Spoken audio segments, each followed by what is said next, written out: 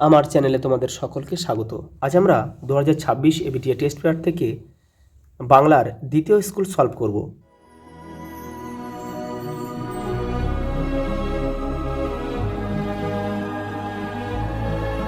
প্রথম প্রশ্ন দেখো, শোনামাত্র অমৃত ফতোয়া জারি করে দিল। ফতোয়া শব্দের অর্থ হচ্ছে রায়। অপশান ক আমাদের উত্তর। পরেরটা দেখো, জগদীশবাবু বিরাগীকে প্রণামী দিতে চেয়েছিলেন 101 টাকা। অপশান গ আমাদের উত্তর। পরেরটা দেখো, দয়ার সাগর পরকে সেজে দি বক্তা হলেন জগদীশ বাবু। অপশান খ। বছরগুলো নেমে এলো তার মাথার উপর কিসের মতো? পাথরের মতো। অপশান গ আমাদের উত্তর। পরেরটা দেখো, ছড়ানো রয়েছে কাছে দূরে। কি ছড়ানো রয়েছে? শিশুদের সব। অপশান ক আমাদের উত্তর। কাল ভয়ঙ্করের বেশে আসে সুন্দর। খ।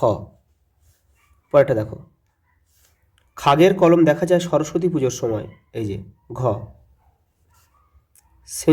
পরেরটা দেখো, সেন্সিটাইজ পেপার এর সঠিক বাংলা অনুবাদ হচ্ছে সুগ্রাহী কাগজ।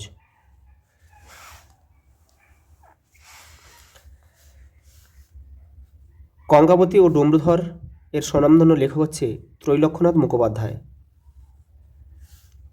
সূর্য উঠলে পদ্ম ফোটে। সূর্য হলো, এখানে হবে নিরপেক্ষ কর্তা।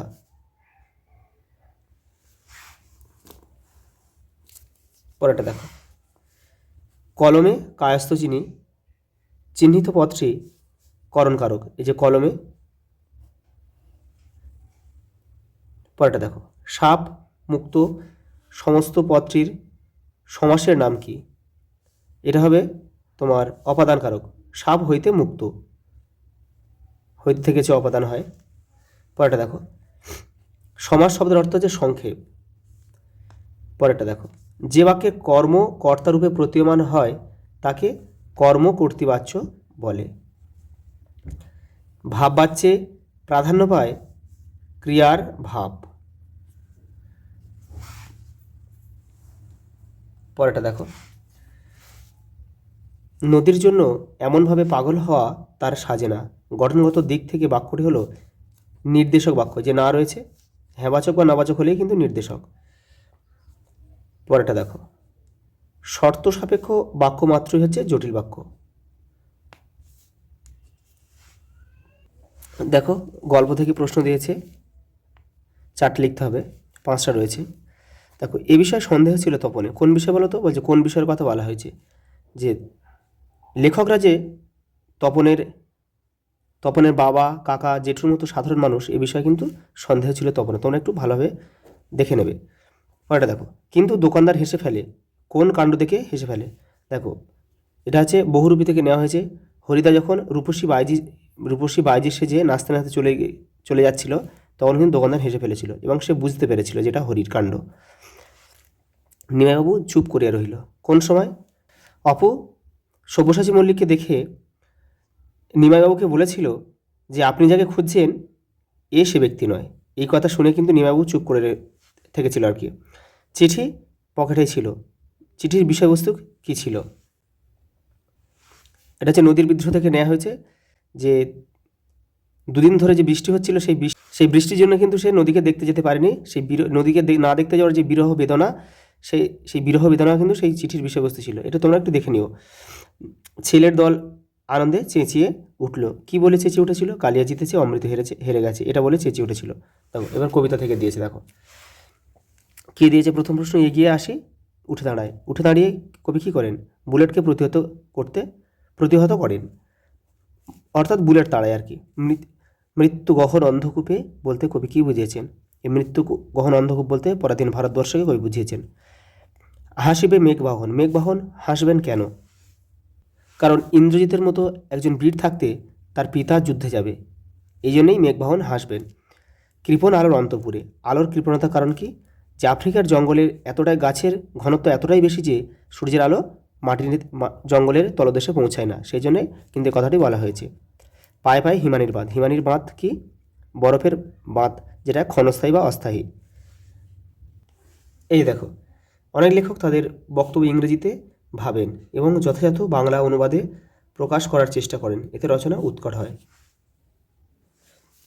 দেখো পরেরটা দেখো, ইতিহাসে ইতিহাসে ঠাঁই কিন্তু তার পাকা।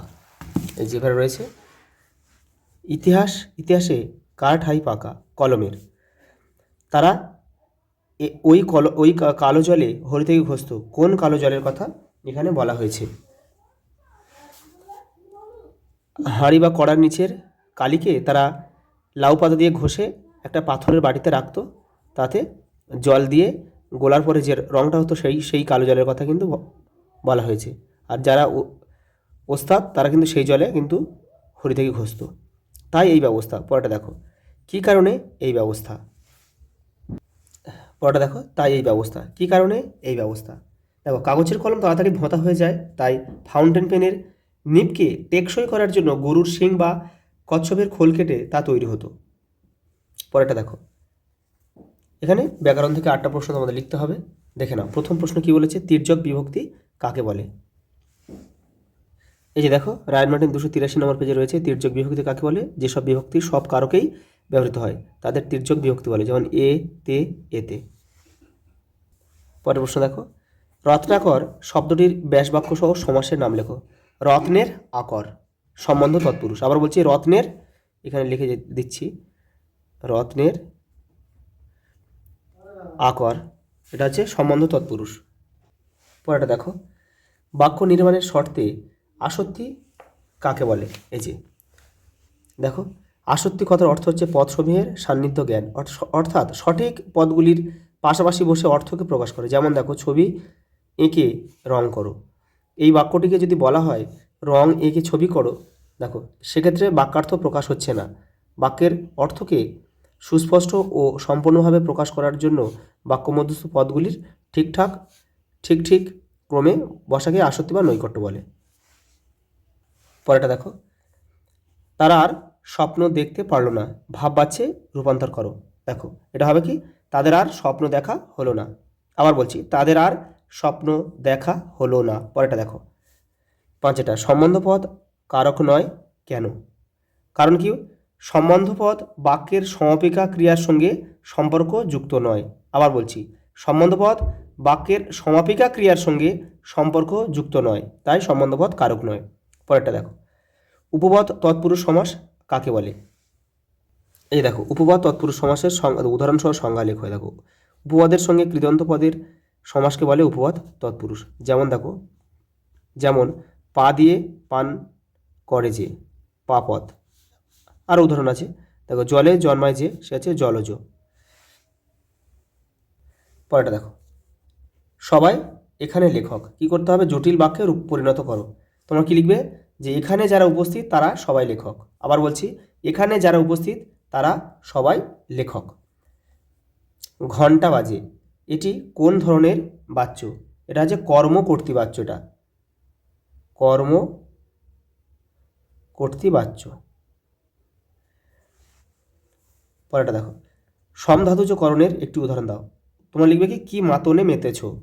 এখানে লিখে দিচ্ছি, কি মাতনে মেতেছ। এটার সঙ্গে উপমান ও উপমিত কর্মধারায় সমাসের একটি পার্থক্য লেখো। এই যে এখানে দেখো অনেকগুলো রয়েছে, এখানে 5টা রয়েছে। এখান থেকে সহজ দেখে তোমরা যে কোনো একটা করে নেবে। আজ এই পর্যন্ত, দেখা হবে পরের ভিডিওতে।